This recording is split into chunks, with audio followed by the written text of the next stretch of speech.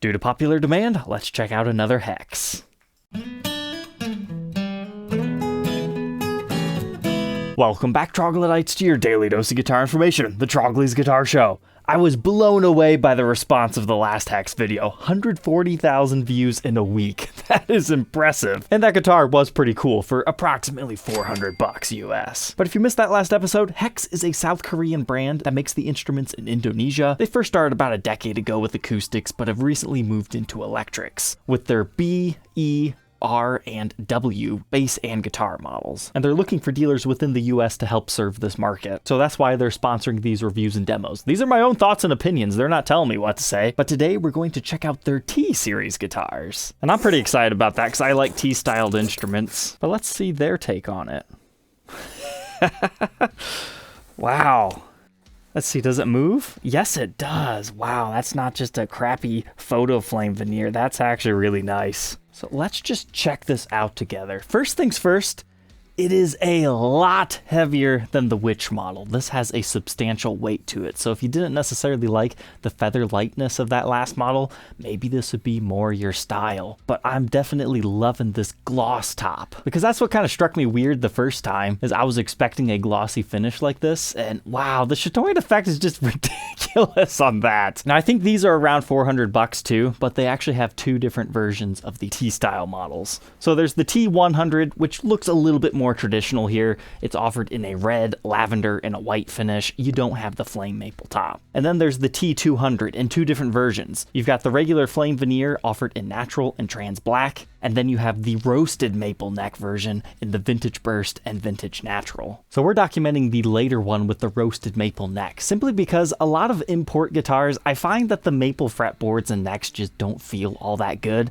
So when you roast it, it gives it a nice kind of mahogany-esque color, and it changes the way it feels. And I didn't even know to expect this line around the edge that kind of makes it look like it has a black binding. Like, why do you even need that on a budget guitar? That is just really blinging it out to the max. And then you might be noticing the back is actually still a satin finish. So gloss top, satin back, another thing I wasn't expecting, but I'm really liking that. And the finish on the back of the neck, very nice and smooth. And pretty much everyone agreed with me that their headstocks are a little bit weird.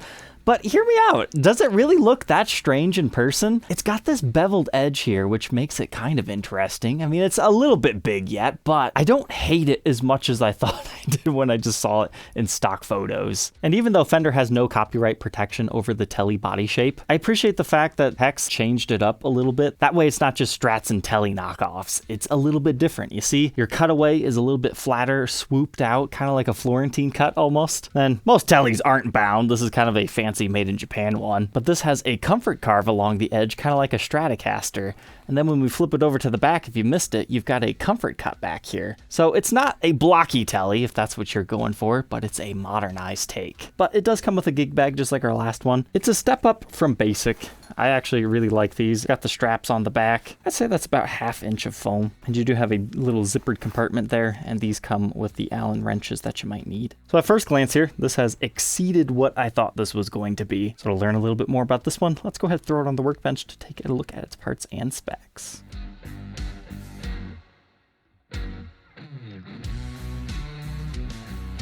Okay, let's uncover the T200 secrets. So underneath our pickguard, it is routed just for a single Tele style pickup, so if you wanted to modify that with a humbucker, you'd have to do some additional routes. But I was curious, is this just a real flame maple veneer, or is it an actual top? Since we've got the shielding paint, it's a little bit hard to tell, but it does look like it might be 1/8 of an inch thick. I might be wrong on that though. Whatever it is, at least it has some great movement.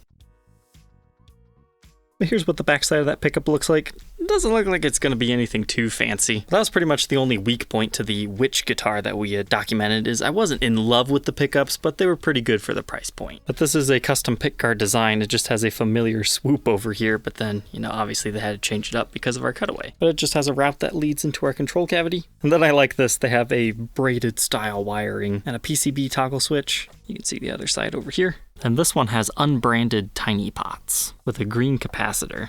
But our route's looking pretty good, all shielded off. And I really like this feature. I've never seen it before. They have a plastic film over top of it so you don't get all the fingerprints as people are trying them in the store. And we've just got a master volume and a master tone over here.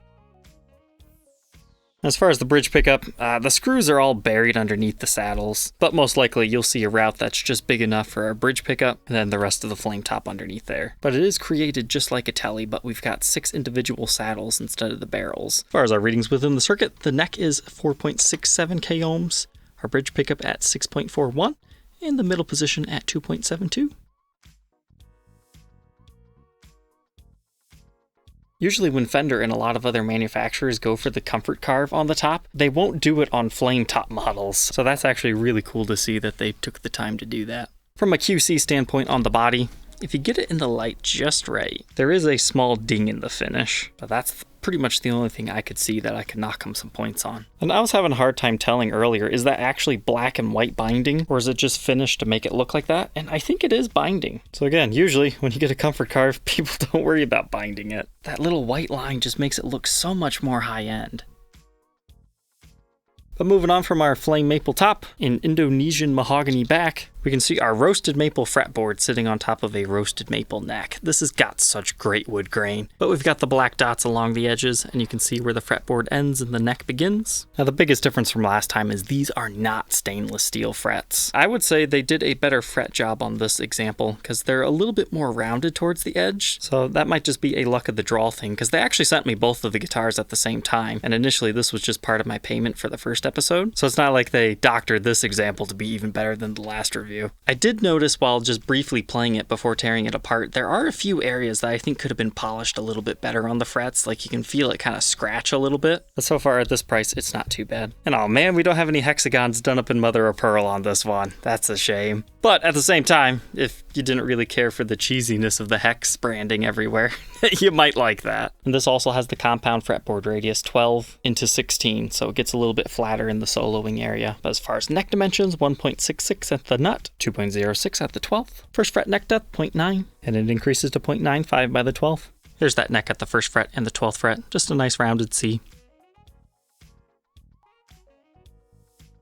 Moving on to our headstock. I'm curious, do you guys still hate it as much? Or are you in the same boat as me where it doesn't look as crazy? I mean, maybe it's because we already saw it before, so it's not as jarring. It just kind of reminds me of the Parker Fly headstock, but a little bit chunkier. But that beveled edge definitely takes it to a new level. I would like to see them maybe layer a different piece of wood right there. That way you get kind of a color change to spice up the headstock a bit. Just for fun, let's kind of test that theory and buff this area of the satin finish into a gloss to see what it would look like. And here's the result of that. It just becomes more shiny, but it also slightly darkens up the finish. So you can kind of see what I was talking about if they had like a different wood exposed right there. But that also shows you if you don't like satin finishes, after a couple of minutes of polishing, it just turns into a gloss anyway. Or at least a semi-gloss. So you should expect that to happen on the neck as you play it. The same thing is true on the fretboard because it has that exact same satin finish. In fact, just from the installation process, you can see there are a few buffed up areas on it. But this has modern style tuners where you just wrap them around instead of the vintage poke it down, wrap it around style. Your truss rod adjustment is done with a wheel right here, so you don't have to worry about taking the neck off or anything like that, or having it stick up out here. Moving on to the backside, again you've got a satin matte back, so it won't stick against you while you're playing, and you've got your comfort carve over here that not all Teles do. Strap button at the bottom, output jack on the side, and your other counterpart here. Now this doesn't have any comfort cuts back here like the Witch model. You can see the roasted maple going up and down here, looking good. Then it has a little bit of a bump up here, which acts as a volute. Got our Made in Indonesia sticker, and you'll also notice that this model does not have the locking tuners like the Witch had. So all in all, maybe not as advanced as the Witch. However, I've got to say, this feels better to me, but it's probably because it's a somewhat familiar shape, and it's got a heftier weight to it, of which is 8 pounds, 4.1 ounces. So let's go ahead and plug this thing in and hear how it sounds.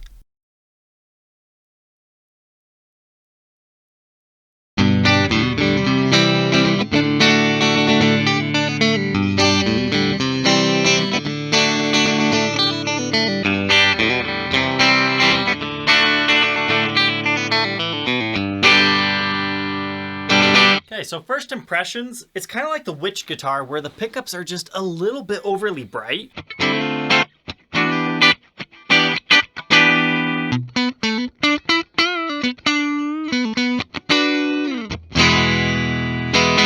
which isn't necessarily a bad thing because a bright pickup you can tame, but if it's muddy from the start, it's a little bit harder to do. However, the tone knob doesn't really help us too much. I mean, listen to this.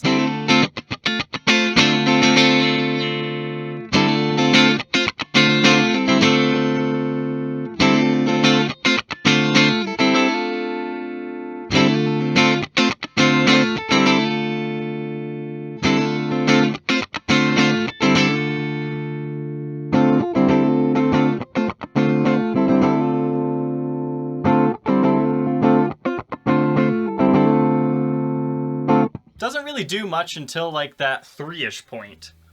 Again, full on 10. Roll it down a bit. Not too noticeable.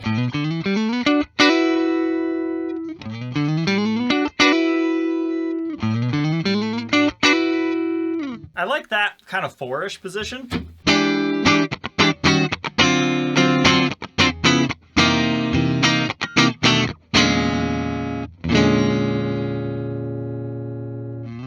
We'll try that tone test again on the bridge.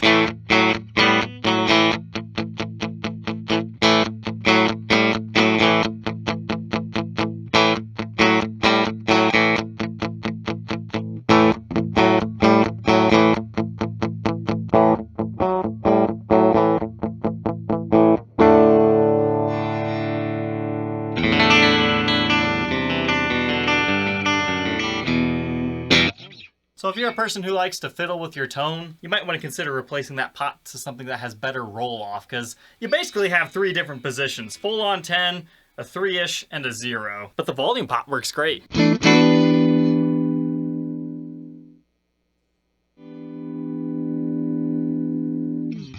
the pot itself has some pretty decent resistance to it, like in a good way.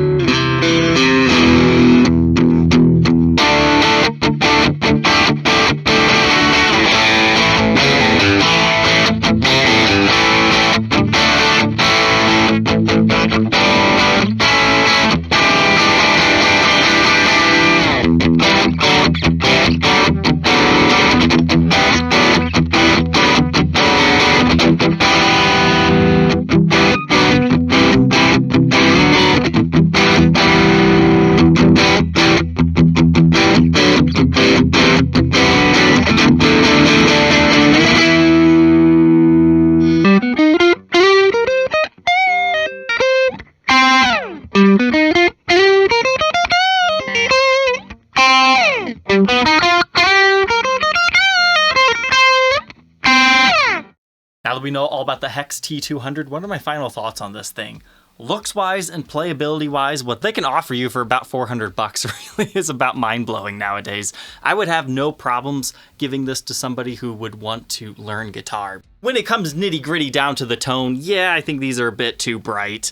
Yeah, the tone pot is not the most responsive in the world. However, I did tell HEX about these issues, so they did some internal testing and they agreed with me. They said these original tone pots, they're not working, so they're going to upgrade all future T200 models with a new tone pot that's a little bit more responsive. And to prove that they're going to do that, I asked them to send me another one, so we'll check that out in a future unboxing. But they also told me they're going to modify their headstock design based on the feedback of viewers. I always love working with companies when they're brand new and still open to change, so we'll have to see what they come up with in the future. But somebody that's just learning, you're going to be just fine. If you're a more accomplished player, I really don't think you're going to have too many qualms against a compound fretboard radius or the way this thing feels and plays, but you might consider upgrading your pickups to something a little bit higher end. As far as the headstock goes, I guess that's up to you. Having it in person, it did not look as crazy as I initially thought it did, but it definitely is a kind of out there headstock. But for me, the defining feature has to be the roasted maple neck and the cool binding that I wasn't expecting to find on this model. model. So if you're interested in a HEX guitar, if you're willing to pay the shipping cost, HEX will ship it directly to you. You can find their contact information in the description.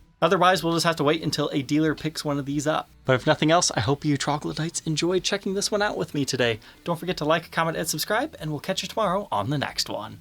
Take care.